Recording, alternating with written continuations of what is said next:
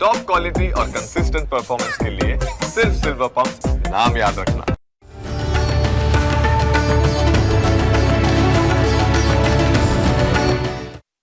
નમસ્કાર, આપ જોઈ રહ્યા છો ન્યૂઝ કેપિટલ. હું છું કુશાગ્ર.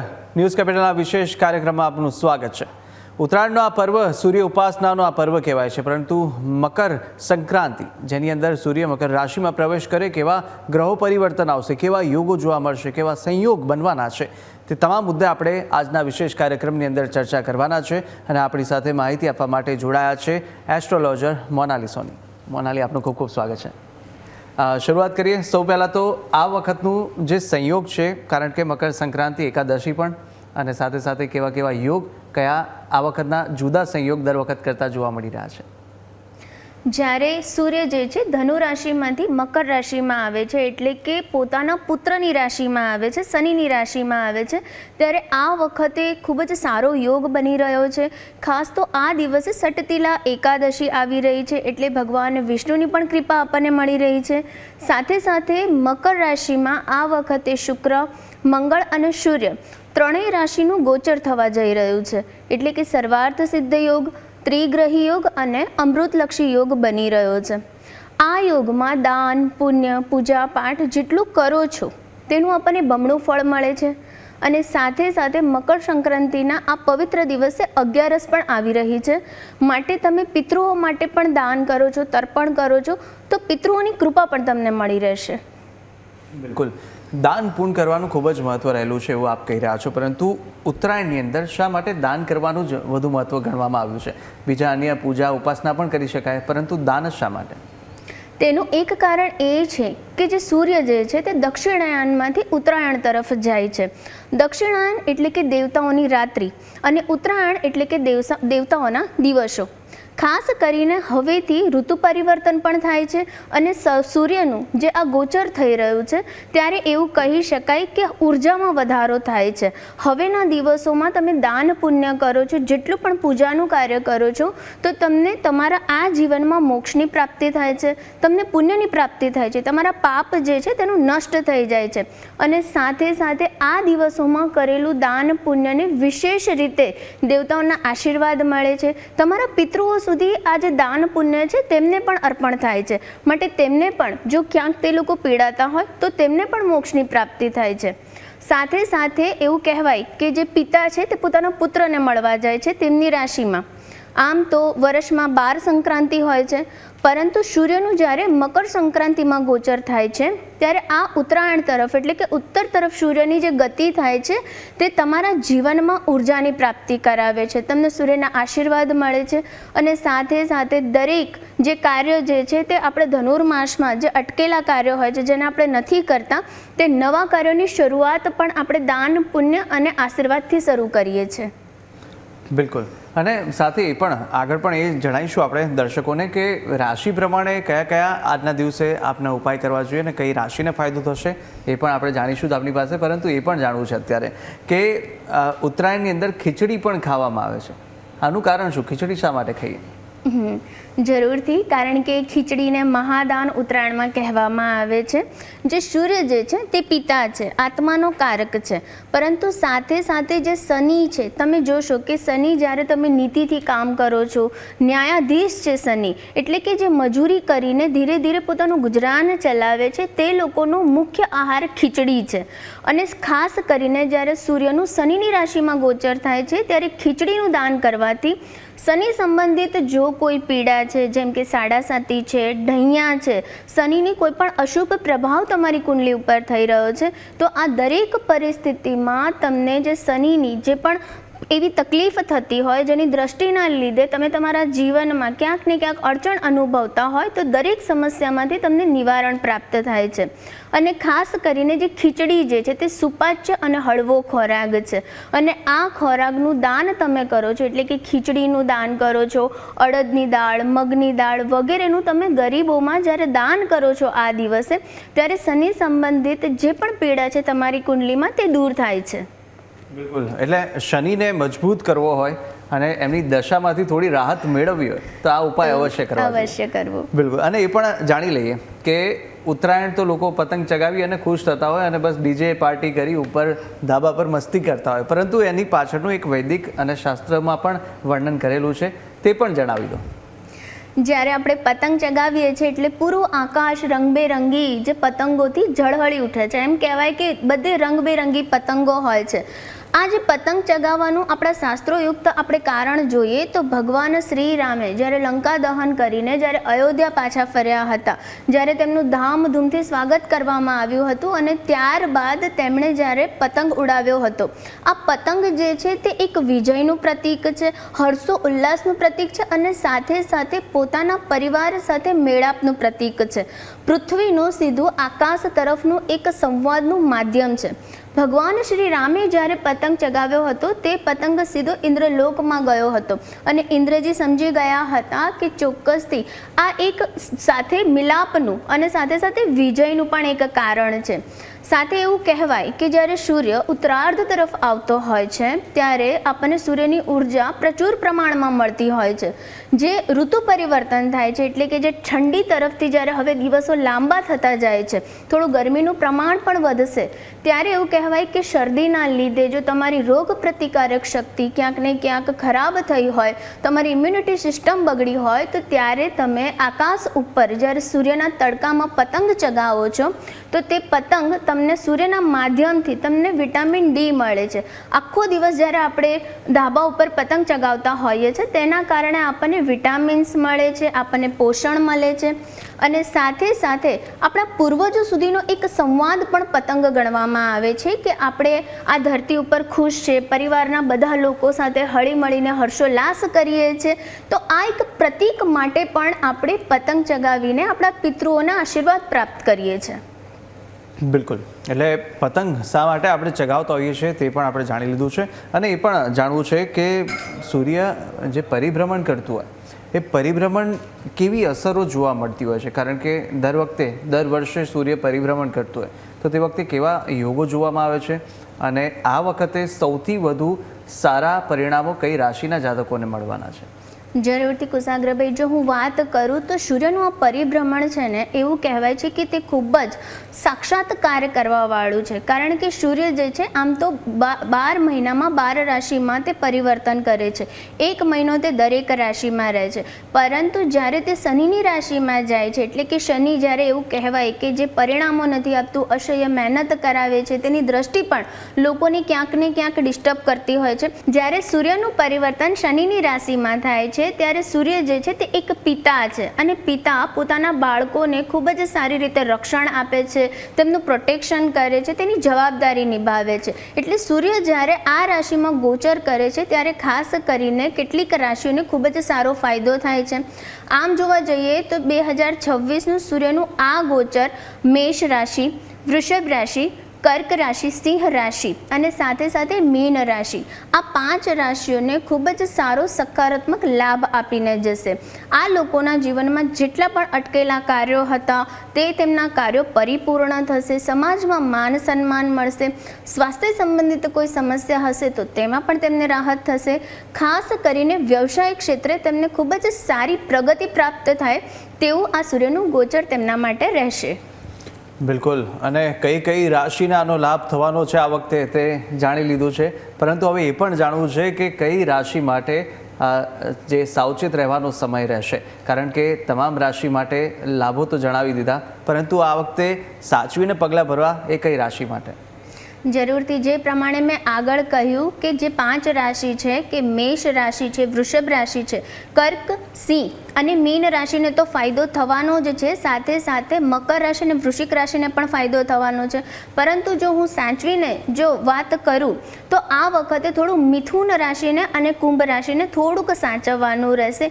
કોઈ ઉતાવળા પગલાં ન લેવા જોઈએ. જો ઇન્વેસ્ટમેન્ટ કરતા હોય તો તે લોકોએ થોડું 2 મહિના રૂકી જવાનું છે. યોગ્ય સલાહ સૂચન કર્યા બાદ જ તેમણે પોતાના નવા કાર્યોની શરૂઆત કરવાની છે. સાથે સાથે કોઈ પણ વ્યક્તિ સાથે વાતચીત વાતચીત કરતી વખતે ખૂબ જ ધ્યાન રાખવું, સામેવાળાનું અપમાન ન થાય તેનું પણ તેમણે ધ્યાન રાખવું. તેટલા માટે તેમણે વાદ વિવાદથી બચવું, બોલવામાં ધ્યાન રાખવું. બની શકે તો માતા પિતાના આશીર્વાદ લઈ તેમની સેવા કરો તો તમારા દરેક અટકેલા કાર્યો પરિપૂર્ણ થશે અને ક્યાંય પણ કોઈ વિઘ્ન નહીં આવે. બિલકુલ બિલકુલ. અને જાણી લીધું છે કે કઈ રાશિને ફાયદો ને કઈ રાશિએ સાચવવાનું છે તે મોનાલીજીએ જણાવી દીધું. પરંતુ હાલ રોકાઈશું એક નાનકડા વિરામ માટે, અને વિરામ બાદ આપણે જાણવાના છે કે કઈ રાશિ માટે કયા ઉપાય કરવા ફાયદાકારક રહેવાના છે અને કેવી અસરો તેમની રાશિ પર જોવા મળવાની છે. જોતા રહો ન્યૂઝ કેપિટલ.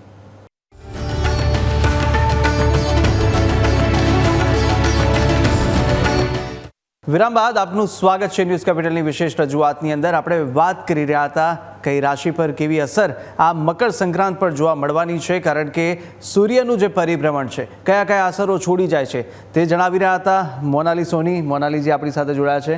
એ જાણવું છે કે શરૂઆત કરીએ મેષ રાશિની. મેષ રાશિના જાતકો માટે આ સૂર્યનું પરિભ્રમણ કયા કયા સંકેતો લઈને આવી રહ્યું છે, કેવા યોગો લાવશે અને કેવા બદલાવ તેમને જોવા મળશે? જરૂરથી હું કહીશ કે સૂર્યનું આ જે ગોચર છે તે મેષ રાશિ માટે ખૂબ જ સકારાત્મક રહેવાનું છે, કારણ કે મંગળ જે છે તે મકર રાશિમાં પરિભ્રમણ કરશે, જે રાશિમાં પહેલેથી જ આપણા સૂર્યદેવ બિરાજમાન છે. માટે જે મેષ રાશિના જાતકો છે, સૂર્યનું આ ગોચર તે લોકો માટે ઉન્નતિના બધા દ્વાર ઓપન કરી જશે. એવું કહેવાય છે કે જે પણ એમના અટકેલા કાર્યો છે તે તો પરિપૂર્ણ થશે. વ્યવસાયમાં તેમને ખૂબ સારી પ્રગતિ જોવા મળશે. જે લોકો નોકરી બદલવા માંગે છે અથવા તો નોકરીમાં તેમને પ્રમોશન પણ નથી મળતું, તો તે લોકોને પણ ખૂબ જ સારી તક તેમના જીવનમાં મળશે. સ્વાસ્થ્યની સ્થિતિમાં પણ તે લોકોને ખૂબ જ સારો સુધારો જોવા મળશે. સાથે સાથે જો આપણે ઉપાયની વાત કરીએ તો જે મેષ રાશિના જાતકો છે તેમણે તલનું દાન કરવું અને સાથે સાથે ખીચડીનું દાન કરવું અને સૂર્યદેવને અર્ધ અર્પણ કરવું. બિલકુલ. આથી મેષ રાશિની વાત. આગળ વાત કરીએ વૃષભ રાશિની. વૃષભ રાશિના જાતકો માટે પણ કેવા સંકેતો છે અને કયા ઉપાય તેમના માટે લાભદાયી રહેશે? જરૂરથી જ્યારે સૂર્યદેવનું જે ગોચર ચાલી રહ્યું છે ત્યારે જે શુક્રદેવ જે છે તે 13 જાન્યુઆરીએ મકર રાશિમાં ગોચર કરશે અને 14 જાન્યુઆરીએ સૂર્યદેવ મકર રાશિમાં આવશે. એટલે વૃષભ રાશિના જે લોકો છે તેમને ખાસ કરીને પ્રેમ સંબંધોમાં ખૂબ જ સફળતા મળશે. દાંપત્ય જીવનમાં મીઠાશ આવશે. જો કોઈ વ્યક્તિ તેમનાથી નારાજ થઈ ગયું છે તો તેમના તે સંબંધો સુધારવાનો આ સમય કહેવાશે.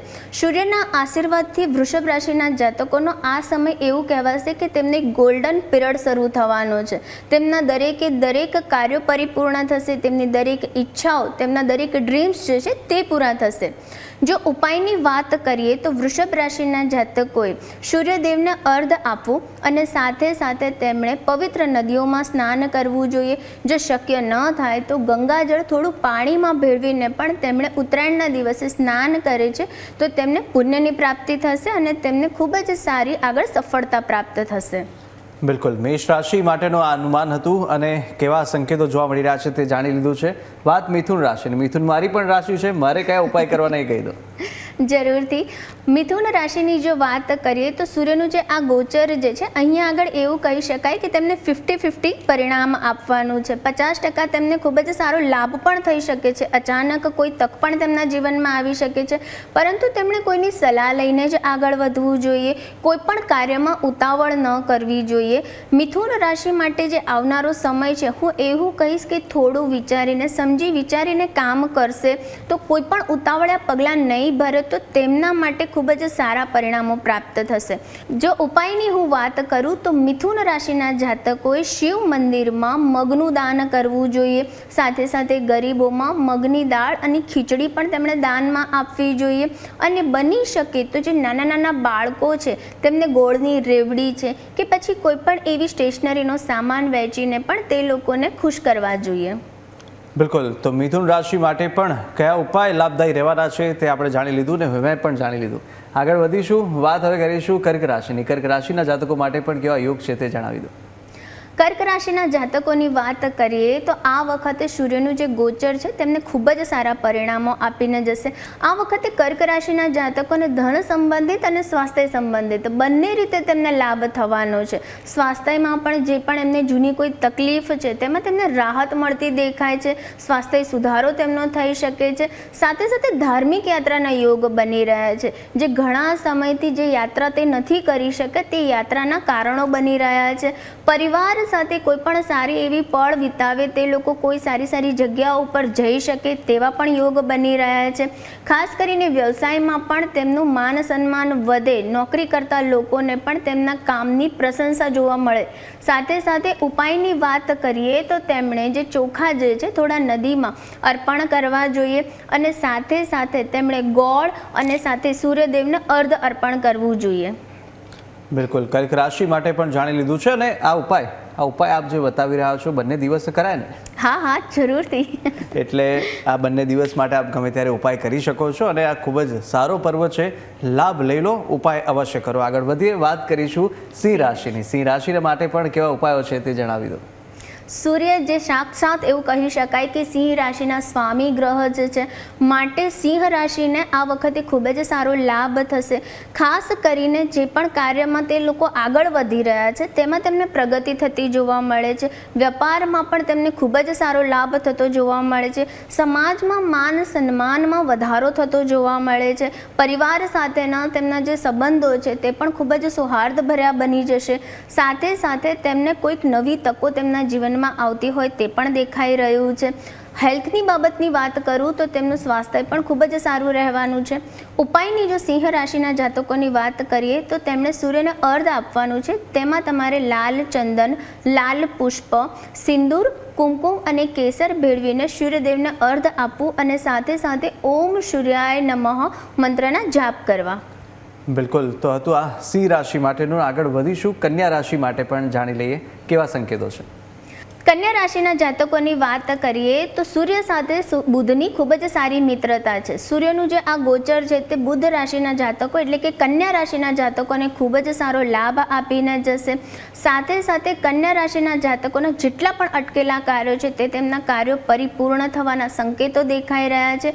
કોઈક નવી જગ્યા પર જવાનું એટલે કે ટ્રાન્સફર થવાની પણ તે લોકોના કોઈક સારા યોગ બની રહ્યા છે. જ્યાં ગયા પછી પણ તેમના માન સન્માનમાં વધારો થશે, તેમની પ્રગતિ થશે, તેમના જે પણ કાર્યો જે છે તેની પ્રશંસા થશે. સાથે સાથે જો હું ઉપાયની વાત કરું તો કન્યા રાશિના જે જાતકો છે તેમણે સૂર્યદેવને અર્ધ આપવાનું છે. તેમાં થોડી દુર્વા, થોડા ચોખા, થોડી ખાંડ ઉમેરીને તેમણે સૂર્યદેવને અર્ધ આપવાનું છે. આ રીતે કરવાથી તેમના જે સંબંધો જે છે જેનાથી તે લોકોને રૂઠી ગયા છે તે દરેક સંબંધો તેમના ખૂબ જ સારા બની જશે. તો કન્યા રાશિ માટેના પણ અનુમાન જાણી લીધા હતા, કયા ઉપાયો કરવા લાભદાયી રહેવાના છે. અને હવે આગળ વધીએ, વાત કરીએ તુલા રાશિની. તુલા રાશિ માટે પણ જણાવશો કયા ઉપાય લાભદાયી.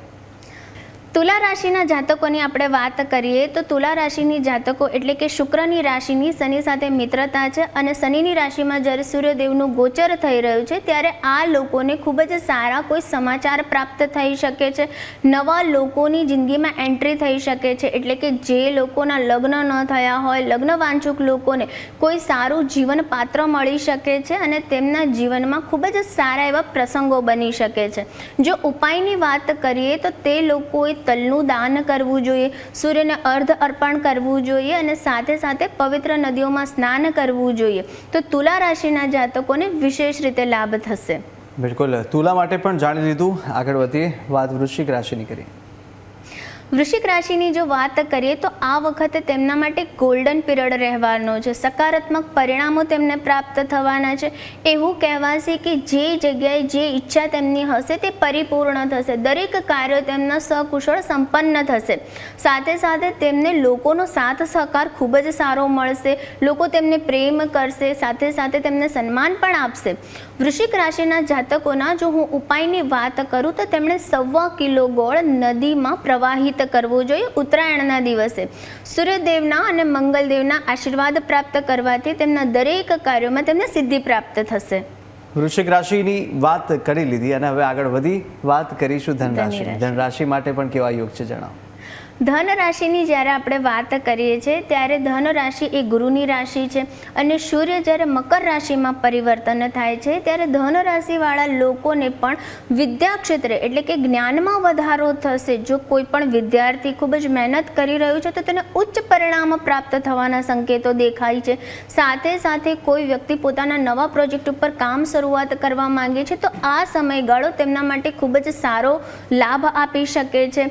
કોઈ પણ નવી જગ્યા જગ્યાએ તે લોકો જઈ શકે છે, ત્યાં પોતાના કામની તે નવી શરૂઆત કરી શકે છે. તે દરેક યોગ ધનુ રાશિ માટે બની રહ્યા છે. સંબંધો તે લોકોના આ વખતે ખૂબ જ સારા લોકો સાથે બની શકે છે. ઉપાયની વાત જ્યારે આપણે કરીએ તો તેમણે કેસર અને હલ્દી મિશ્રિત જળ સૂર્યદેવને અર્ધ અર્પણ કરવું જોઈએ અને હળદરવાળા ચોખા અને મગની દાળની ખીચડીનું દાન આપવું જોઈએ. બિલકુલ, ધન રાશિ માટેનું આ હતું. ઉપાયો આપણે જાણી લીધા છે અને આગળ વધીશું, વાત કરીશું મકર રાશિની. મકર રાશિ માટે પણ કયા ઉપાયો કરવા તે જણાવશો. મકર રાશિ એટલે કે શનિની રાશિ, જેમાં સૂર્યદેવ અત્યારે બિરાજમાન થશે. જ્યારે એક પિતા પોતાના પુત્રને મળવા આવે છે, માટે એવું કહી શકાય કે મકર રાશિના જે જાતકો છે તેમણે પિતાના આશીર્વાદ લેવા. તે લોકો માટે આ સમય ખૂબ જ અનુકૂળ છે. તેમના દરેકે દરેક કાર્યો સૂઝબૂઝથી ખૂબ જ સારી રીતે સંપન્ન થશે. દરેક ક્ષેત્રમાં તેમને વિજય મળશે. સાથે સાથે જે પણ સંબંધો છે તેમાં પણ ખૂબ જ મીઠાશ આવશે. કોઈ પણ વ્યક્તિ પોતાના કોઈ પણ કાર્ય અધૂરા રહી ગયેલા છે અને તેમાં વારવાર અડચણ આવે છે તો તેને પણ કોઈક સારા વ્યક્તિનો સપોર્ટ મળશે અને તેનું કાર્ય જે છે તે પરિપૂર્ણ થશે. આગળ જ્યારે ઉપાયની વાત કરીએ તો તેમણે કાળા તલની ચીકી લોકોમાં વહેંચવી જોઈએ, સૂર્યદેવને અર્ધ અર્પણ કરવું જોઈએ અને સૂર્ય મંત્રના જાપ કરવા જોઈએ. મકર બાદ હવે વાત કરવાના છે કુંભ રાશિની. કુંભ રાશિના જાતકો માટે પણ કેવા સંયોગ છે આ વખતે તે જણાવશો. જે પ્રમાણે મકર રાશિ શનિની રાશિ છે તે જ પ્રમાણે કુંભ રાશિ પણ શનિની રાશિ છે. સૂર્યનું આ ગોચર એવું કહી શકાય કે આ લોકોને થોડો 50% ફાયદો અને 50% નુકસાન થોડું રહેવાનું છે. કોઈ પણ કાર્ય એકદમથી વિચાર્યા વગર ન કરવું, ઉતાવળા કોઈ પણ કાર્ય ન કરવું, નહીંતર કોઈકને કોઈક નુકસાન તેમને થઈ શકે છે. કોઈકની સલાહ બાદ જ તેમણે આગળનું કોઈ કાર્યની શરૂઆત કરવી જોઈએ. સ્વાસ્થ્ય સંબંધિત થોડું ધ્યાન રાખવાની એટલા માટે જરૂર છે કે જો તેમની કોઈ પણ એવી આદત છે તે આદત તેમને આ વખતે થોડી ભારે પડી શકે છે. માટે સ્વાસ્થ્ય સંબંધિત તે લોકોએ અવશ્ય ધ્યાન રાખવું જોઈએ. કોઈ વાદ વિવાદમાં ન પડવું જોઈએ. બની શકે તેટલું નમ્રતાથી લોકો સાથે વાતચીત કરીને પોતાના જે સંબંધો છે તેને સૌહાર્દપૂર્ણ બનાવવા જોઈએ. ઉપાયની જો હું વાત કરું તો તેમણે ખાસ કરીને ખીચડી, તલ, જૂતા કે પછી કંબલનું દાન ગરીબોમાં કરવું જોઈએ. સૂર્યદેવના આશીર્વાદ પ્રાપ્ત કરવા જોઈએ. આદિત્ય હૃદયમ સ્ત્રોતના પાઠ કરવાથી સૂર્યદેવની વિશેષ કૃપા તેમને પ્રાપ્ત થશે.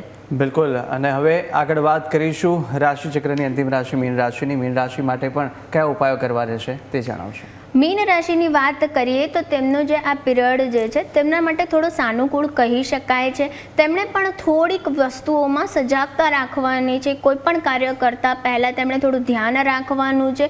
કોઈનું પણ અપમાન ન કરવું તેનું વિશેષ ધ્યાન રાખવું. સ્વાસ્થ્ય સંબંધિત તેમને થોડુંક રાહત થઈ શકે છે. કોઈ નવી જાત્રાના પણ યોગ બની શકે છે. જો હું ઉપાયની વાત કરું તો મીન રાશિના જાતકોએ મગની દાળની ખીચડી, હલ્દીવાળા ચોખા અને સાથે તેમણે તલ છે, ગોળની રેવડી છે વગેરેનું ગરીબોમાં દાન કરવું અને સાથે સાથે ઓમ ધ્રુણી સૂર્યાય નમઃ મંત્રનો જાપ કરવો તો વિશેષ રીતે મીન રાશિના જાતકોને ખૂબ જ સારો લાભ પ્રાપ્ત થશે. બિલકુલ, 12 રાશિના જાતકોએ કયા ઉપાય કરવાના છે, કેવા સંયોગ બનવાના છે તે મોનાલીજીએ જણાવી દીધું ને ખૂબ જ સરસ આપે માહિતી આપી અને આ કાર્યક્રમમાં આપ જોડાયા તે બદલ આપનો પણ ખૂબ ખૂબ આભાર. તો દર્શક મિત્રો, આ વિશેષ કાર્યક્રમની અંદર આપણે અનેક એવી માહિતી મોનાલીજી પાસેથી મેળવી લીધી છે અને શું ધાર્મિક મહત્વ છે, કયા ઉપાયો કરવાના રહેશે અને કેવી રીતે ઉત્તરાયણ પર્વની આપણે જે શાસ્ત્રોક્તમાં વર્ણવ્યું છે તે રીતે ઉજવણી કરી શકીએ તેની પણ માહિતી આપી છે અને સાથે જ આશા છે તમામ માહિતી આપને ઉપયોગી લાગી હશે. હાલ વિશેષ રજૂઆતમાં બસ આટલું. મને આપશો રજા. નમસ્કાર.